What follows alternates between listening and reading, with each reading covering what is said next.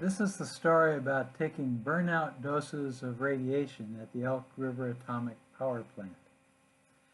I was 17 years old in the summer of 1967 and had just graduated from high school. My dad worked as a power load engineer and dispatcher for a Rural Electric Power Association and helped me get a summer job there. I worked alongside a college student from Monticello, Minnesota. We called him Carly because I think his last name was Carlson. During lunch break, we often hung out with a guy named Slim.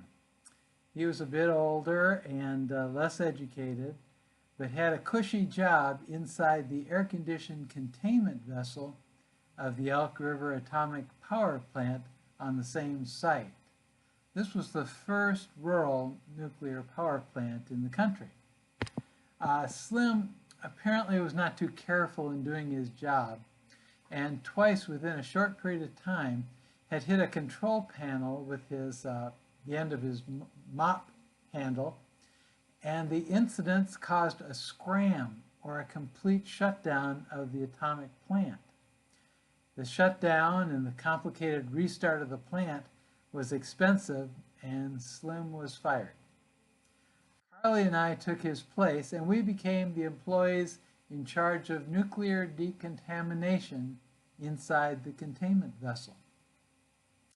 Every day we put on these white jumpsuits with throwaway little blue cloth booties, put a dosimeter and a radiation badge in our chest pocket, up a large heavy door into a small entry room into the containment vessel. We closed the big heavy door, then we called the control room, and then they opened the inner heavy door to allow access to the inside of the containment vessel. It was a definite upgrade to our work environment in the hot yard and the sometimes even hotter coal plant where gritty coal dust covered just about everything. It was air conditioned for sure, and much cleaner. At least it had the clean appearance. We knew basically nothing about radioactivity.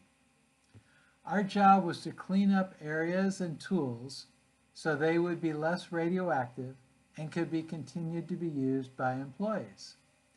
We would use Tampexes soaked in isopropyl alcohol to clean equipment. Wrenches, hammers, jackhammers, all kinds of tools. We would run a Geiger counter over the tools after cleaning them, and if we were able to get the readings below a certain level, they could be reused. If not, we put them in a 55-gallon drum for disposal.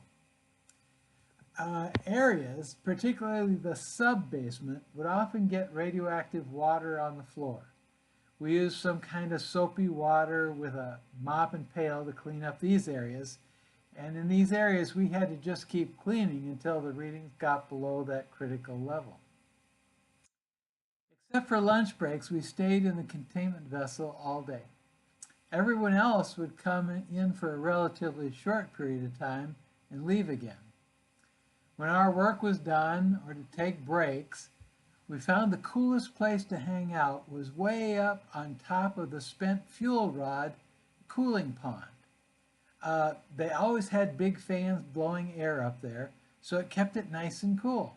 It was also a great vantage point to watch for people entering the containment. We could hear the doors opening and see who was entering it, and it gave us plenty of warning to get back to work if it was somebody important. We had no idea that our hangout place was one of the most radioactive places in the plant. Each day when we left the plant, we would scan our entire body with a Geiger counter. And as partners, we would scan each other. It got pretty routine as there was hardly any response registered on the Geiger counter until one day. As I was scanning my left forearm, right about here, the Geiger counter needle pinned itself to the high end of the scale and its alarm squealed. It freaked me out. Nobody else seemed alarmed. My supervisor said to scrub it with lava soap and walked out the door headed to the golf course. In Minnesota, you could still get in around a Gulf after work in the long days of summer. Everyone else left, and I went back to the washroom and scrubbed my arm really good with the pumice soap. Went back to scan with the Geiger counter, and it went off again just as intense as the first time. Remember, I was like everyone else in the plant and knew basically nothing about radiation. Now I was really scared. I was alone, didn't know what I was dealing with. I went back to the scrub room, and this time I scrubbed until I scrubbed my skin right off my arm. Finally, the Geiger counter moved, but the alarm didn't sound.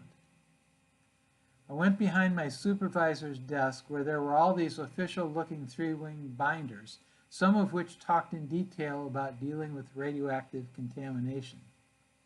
They were still in the shrink wrap. My company and the Atomic Energy Commission had come up with a level of radiation exposure that they told us was safe. Later I learned it was just a number that was convenient for the nuclear industry, as there is no safe level of radiation exposure. It simply gets more dangerous as the exposure goes up. Well, my arm didn't fall off, and I was able to keep working. A few weeks later, it was announced that there was a primary water leak, and we were going to initiate a program to find where the leak was. Primary water is the water that is supposed to stay within the reactor core as it comes in direct contact with the nuclear fuel and is extremely toxic. One of the bright ideas was to jackhammer through the couple feet of radioactive concrete around the outside of the steel reactor core and do a moisture test on the outside of the steel. So the company sent in people from the coal plant to jackhammer. They could work about 15 minutes before getting a burnout dose of radiation. They had those cheap air filters covering their mouth and nose, the kind you see people wearing in China. They burned through every employee in the coal plant, and finally it was me and Carly's turn at the jackhammer. We each got our burnout doses, and that was the last time we worked inside the reactor. Years later, asked for and got my exposure records. The letter with the data sheet said that all exposures were within safety guidelines, no problem. I also should mention that those tools we tossed into the 55-gallon drums, some of them were pretty big and expensive. A lot of them got stolen out of those drums. I'm sure there's dozens of them still in use around the Elk River area and beyond.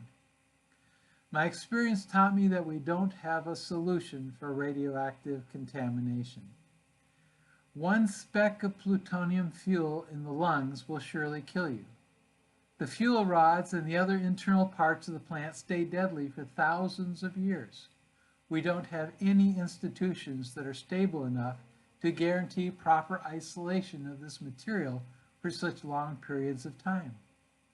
I was told that at the end of the contract period, the Atomic Energy Commission offered to sell the plant to the local rural electric cooperative for $1. The cooperative turned down the offer, and according to the contract, the Atomic Energy Commission had to dismantle and bury the reactor, which is what they did. Somewhere, I think under the New Mexico desert, is the cut-up Elk River Atomic Energy Plant. I hope we have seen the last of this dirty and expensive and dangerous energy technology.